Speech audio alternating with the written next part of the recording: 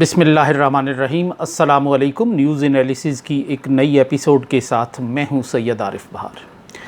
ناظرین، یوں لگتا ہے کہ 1.5 برس پہلے امریکہ کے جس سائفر نے پاکستان کی سیاست کے تالاب میں ارتعاش شروع کیا تھا، وہ سائفر ابھی تک پوری طرح اپنے اثرات کے ساتھ پاکستانی سوسائٹی میں، پاکستانی معاشرے میں، پاکستان کے نام کے ساتھ وابستہ اور چمٹ کر رہ گیا ہے۔ صرف پاکستان کی ہی سیاست نہیں، بلکہ یہ جو سائفر ہے، یہ جو خفیہ کوڈڈ پیغام ہے،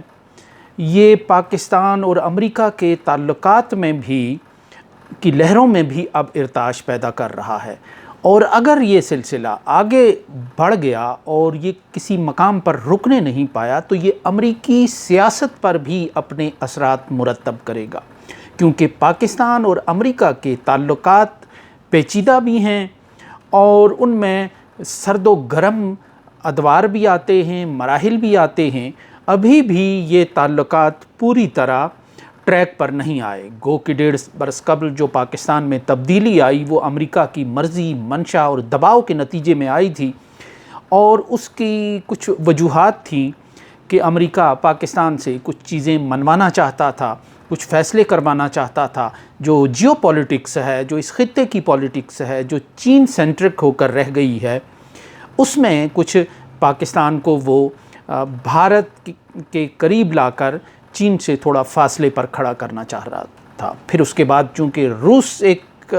بڑے سرگرم پلیئر کے طور پر سامنے آیا یوکرین پر حملے کے بعد، تو پھر امریکہ کی یہ بھی خواہش تھی کہ روس کے خلاف جو اقدامات ہیں، جو ایک جنگ ہے، اس کا کچھ بوجھ پاکستان پر بھی لاد دیا جائے۔ لیکن ظاہر ہے کہ یوکرین میں پھر کوئی ایسے علماء کرام موجود نہیں تھے جو یوکرین کی جنگ میں جہاد کا فتویٰ دیتے اور اس جنگ کے فرض عین ہونے کا فتویٰ دیتے مسلمانوں پر، تو ایسا ممکن نہیں تھا کہ پاکستان میں ایک جوش و جذبے کے ساتھ اس جنگ میں شرکت کی جاتی، عوامی سطح پر کی جاتی۔ لیکن اس کے لیے پھر افغانستان کے اندر ایک داعش اور دوسرے خطرات کو زیادہ بڑھا چڑھا کر پیش کرنے کا ایک منصوبہ بنایا گیا۔ پاکستان کی سیاست میں اس امریکہ کے خفیہ کوڈڈ پیغام نے، جو امریکہ کے ایک انڈر سیکرٹری ڈونلڈ لو نے پاکستان کے امریکہ میں سفیر اسد مجید خان کو دیا، جس میں کہا گیا کہ اب یہ تقریباً پوری کہانی کھل چکی ہے اور وقفے سے کھل چکی ہے، اور پاکستان میں اس پر بحث ہو چکی ہے کہ اگر عمران خان کو ہٹایا نہیں گیا تحریک عدم اعتماد کے ذریعے تو پھر امریکہ اور پاکستان کے تعلقات خراب ہو جائیں گے، اور یورپی یونین کے ساتھ بھی اس کے تعلقات خراب، یعنی ایک منصوبے کے تحت ہوا، اور اس کے نتیجے میں پھر پاکستان میں جو ووٹ آف نو کانفیڈنس ہے، اس وقت تک پاکستان کے لوگ یہ سمجھتے تھے کہ ایک ٹوپی ڈرامہ چل رہا ہے، عمران خان ایک صفحے پر کے فریقوں کے درمیان۔ لیکن اس کے بعد پھر یہ اندازہ ہوا کہ معاملات خاصے سیریس ہو چکے ہیں۔ عمران خان یہ خط لہرا کر عوام میں مقبول ہو گئے، جس کے امکانات موجود تھے، چونکہ پاکستان پر امریکہ کا انفلوئنس 75 سال سے ہے، اور پاکستان کا عام آدمی یہ سمجھتا ہے کہ امریکہ کا ساتھ دینے کی وجہ سے اس کو کوئی بہت زیادہ فوائد حاصل نہیں ہوئے، اور یہ صرف ایک حکمران اشرافیہ اور حکمران طبقات کو اس کے فوائد حاصل ہوئے۔ تو اس لیے پاکستان میں ایک احساس ہے کہ جو غالب اور مغلوب کے درمیان ایک ہوتا ہے کہ جو ہی امریکہ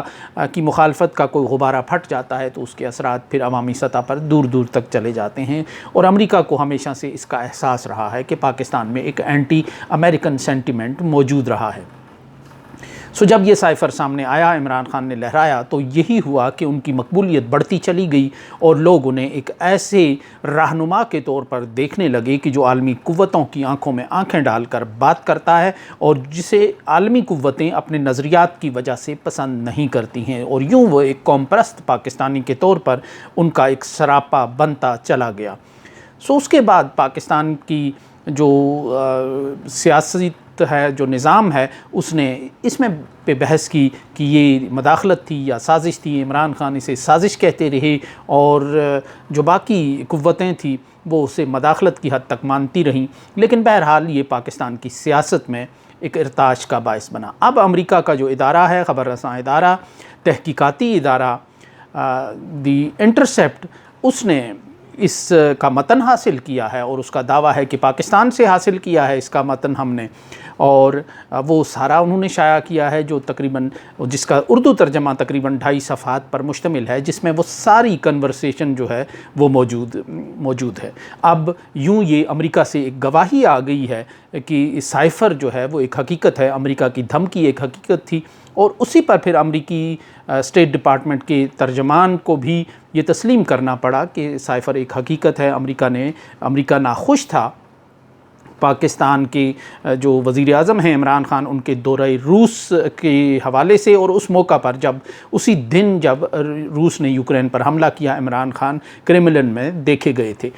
تو اس بات پر امریکہ ناخوش تھا، اور یہ امریکہ کے جو اسٹیٹ ڈپارٹمنٹ کے ترجمان ہیں انہوں نے تسلیم کیا ہے یہ، اور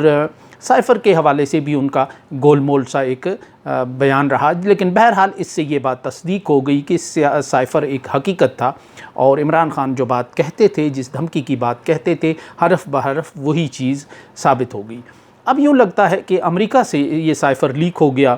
تو اس کا مطلب یہ لگتا ہے کہ امریکہ کو یہ احساس ہو گیا ہے کہ جنرل باجوہ نے ان کو ڈبل گیم کی ہے ان کے ساتھ، یعنی عمران خان کو روس بھیجا اور وہ روس چلے گئے، اور امریکہ کو یہ کہا کہ وہ اپنے طور پر گئے ہیں، خود سر ہو گئے ہیں، اور امریکہ کو ایک ایسی دلدل میں لا کر پھنسا دیا جہاں عوامی سطح پر امریکا کی ساکھ بری طرح متاثر ہو گئی ہے، اور امریکہ صرف پاکستان کے اندر ہی نہیں، جو بیرون ملک بسنے والے پاکستانی ہیں ان کی تنقید کا ہدف اور ان کی تنقید کا نشانہ بھی ہے۔ اب چونکہ ایک ایسی فضا بن گئی ہے اس 1.5 برس میں کہ اس کو کنٹرول نہیں کیا جا سکتا، عوامی جذبات کا ایک لاوا اور دھارا ایسا بن گیا ہے کہ جس کو ہر جو بیانیہ اس کو بدلنے کے لیے اختیار کیا جاتا ہے، اپنایا جاتا ہے، متعارف کرایا جاتا ہے، وہ سر شام ہی ناکام ہو جاتا ہے، سر شام ہی پٹ جاتا ہے۔ تو اس لیے جو امریکہ مخالف جذبات ہیں، جو امریکہ کا ایک رول ہے، کردار ہے، وہ پاکستانیوں کے اندر غم غصے کا باعث ہے، اور یہ امریکہ کا جو ایک ڈیمیج ہوا ہے، اب اس کو سمجھ نہیں آ رہی کہ وہ اس کو کنٹرول کیسے کرے۔ جن لوگوں کو 14 جماعتوں کو متعارف کرا کر اقتدار پر بٹھایا، وہ بھی ناکام ہو چکی ہیں، اور وہ بھی امریکہ کو ڈیلیور نہیں کر سکیں، وہ بھی پاکستان کی اسٹیبلشمنٹ کے لیے ڈیلیور نہیں کر سکتی، بلکہ انہوں نے اپنے اقدامات کے ذریعے عمران خان کو مزید مقبول کر دیا ہے۔ تو یوں یہ ایک بہت خطرناک سفر شروع ہو گیا ہے۔ سائفر کا جو سفر صرف پاکستان کی سیاست تک محدود تھا، وہ آج عالمی سطح پر بہت زیادہ ڈسکس ہو رہا ہے، چوکوں چوراہوں میں ڈسکس ہو رہا ہے، عالمی میڈیا میں ڈسکس ہو رہا ہے، عالمی سطح پر ہو رہا ہے۔ ابھی تک 24 گھنٹے بھی نہیں ہوئے اس خبر کو بریک ہوئے، لیکن تقریباً 10-15 جو انٹرنیشنل سطح کے مبصرین ہیں ان کے تبصرے میں پڑھ چکا ہوں، اس پر جو پرانی کہانی کے ساتھ، جو پس منظر کے ساتھ وہ بات کر رہے ہیں، اور یوں جس سائفر کو دبانے کی پاکستان میں کوشش کی گئی تھی، وہ ایک عالمی سطح پر ایک ایٹم بم کی صورت میں پھٹ کر اس کے ذرات جو ہے وہ چہار سو پھیل رہے ہیں۔ اب یہ سائفر جو ہے پاکستان اور امریکہ کے تعلقات پر کس طرح اثر انداز ہوگا، اور خود امریکی سیاست کو بھی یہ کسی نہ کسی انداز سے متاثر کرنے کا باعث بن رہا ہے، اور اب اس کے بعد عمران خان کی مقبولیت میں مزید اضافہ ہوگا۔ عمران خان کس انجام سے دوچار ہوتے ہیں یہ الگ بات ہے، لیکن بہرحال اب ایک ان کا سراپا جو ہے ان عالمی رہنماؤں کے ساتھ ان کی تصویر لگی ہے کہ جو اکثر امریکہ کے عتاب کا ماضی میں شکار ہوتے رہے ہیں۔ ان میں پاکستان کے وزیر اعظم ذوالفقار علی بھٹو بھی شامل ہیں، ان میں معمر قذافی، ان میں وہ سارے لوگ ہیں، یعنی صدام حسین ہیں، جو وقتاً فوقتاً جو بھی خلیج میں، مشرق وسطیٰ میں یا افریقہ میں یا لاطینی امریکہ میں جو بھی لوگ امریکہ کے اس عالمی نظام کو چیلنج کرتے تھے اور جنہیں نشان عبرت بنایا، اب عمران خان ایک نئی کہانی کا، لوک داستانوں کا اب وہ حصہ بن چکے ہیں۔ وہ اپنی سٹرگل میں کامیاب ہوتے ہیں یا نہیں، ان کا فیوچر کیا ہوتا ہے، لیکن یہاں اس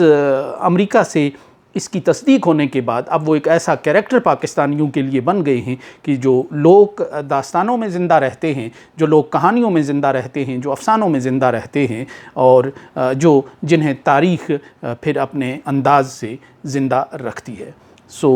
اس کے ساتھ ہی اجازت دیجیے، اللہ نگہبان۔